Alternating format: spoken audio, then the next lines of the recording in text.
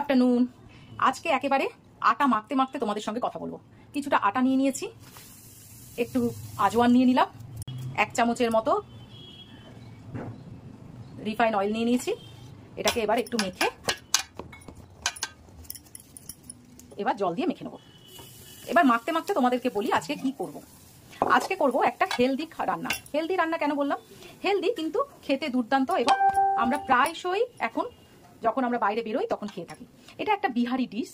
এবার বলবে যে বাবা তুমি তো বিহারি ডিশই সবসময় করো। না, বিহারি ডিশ সবসময় করি না। এই জিনিসগুলো হেলদি হয় বলে না, এইগুলো লোকে খুব খেতে ভালোবাসে স্ট্রিট ফুড হিসাবে। এখন দেখবে কলকাতা বলো, আশপাশের যে কোনো জায়গায় বলো, এই জিনিসগুলো খুব বিক্রি হয় আর হেলদি বলে লোকেও খুব কিনে খায়। আচ্ছা, এবার বলি কি করছি আজকে।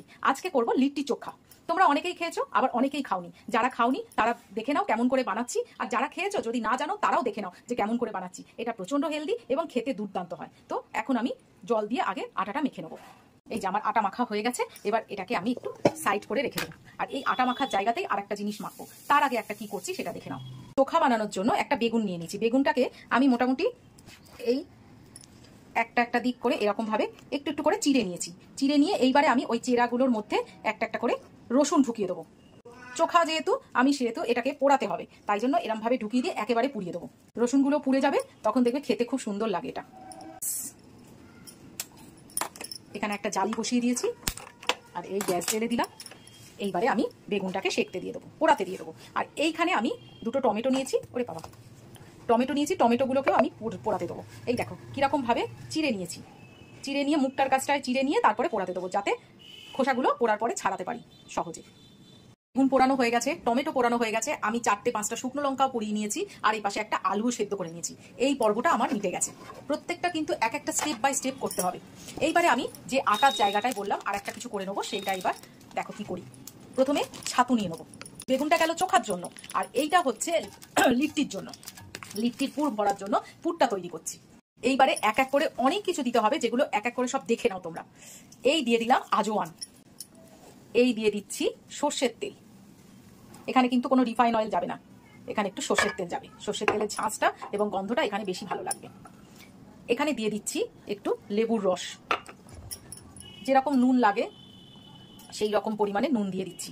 এই পাশে দিয়ে দেবো এবার কিছুটা পেঁয়াজ, লঙ্কা আর রসুন। দিয়ে দেবো ধনে পাতা, একটু দিয়ে দেবো কালো জিরে। আর এইবারে যেটা দিচ্ছি মন দিয়ে দেখো, এটা হচ্ছে আমের আচার। এই আচারটা দিতেই হবে, না হলে কিন্তু একটু টেস্ট পাবে না। ব্যাস, এবার এটাকে মেখে নেবো।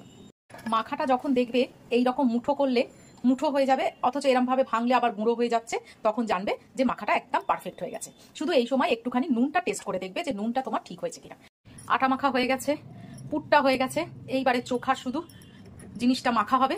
এই যে ছাল চামড়া সব তুলে নিচ্ছি, পোড়া ছাল চামড়াগুলো সব তুলে নিয়ে একেবারে নুন আর পেঁয়াজ, ধনে পাতা আর সর্ষের তেল দিয়ে মেখে নেবো।